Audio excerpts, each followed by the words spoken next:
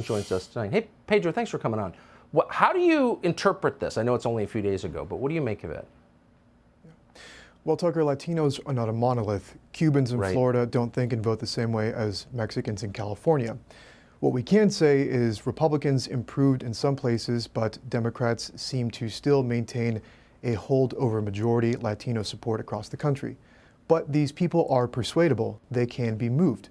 But what was the GOP's ground game ahead of midterms? I think it's important to reflect on this. Democrats do outreach in key places. They spend millions rewriting voting rules and regulations in their favor. The priority, on the other hand, of the political machine around Kevin McCarthy was to target America First candidates like Joe Kent in Washington and Anthony Sabatini in Florida because they were viewed as threats to his power. What was the GOP's vision, its promise to Americans?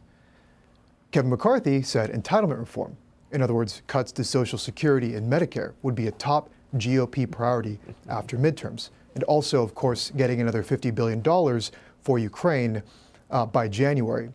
So we cut grandma's Social Security check and we mail it to Zelensky, right? It's not hard to see why Republicans were underwhelming, not just with Latinos, but other persuadable voters when you have this kind of leadership. But this is also, Tucker, why I'm not pessimistic, because when you have Washington generals like this running the party, you can't really say that we've begun to fight.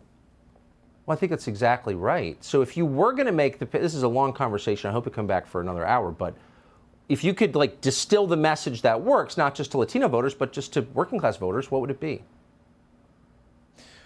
That America is not a bazaar. It's not an open air marketplace for the world to plunder. It's a home to a real people. It's a home that that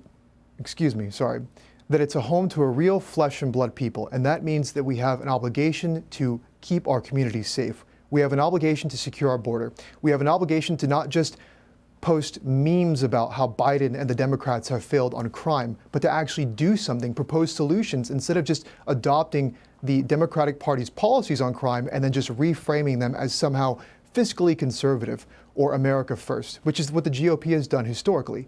How about being an anti-war party, or in this case, anti-nuclear war? The reason that the GOP couldn't talk about this, of course, is because the party leadership actually is pro-war.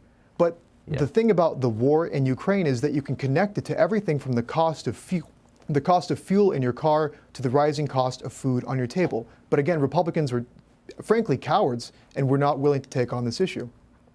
I think you're exactly over the target, so to speak. Pedro Gonzalez, great to see you tonight. Thank you. Thank you. Subscribe to the Fox News YouTube channel to catch our nightly opens, stories that are changing the world and changing your life. From Tucker Carlson Tonight.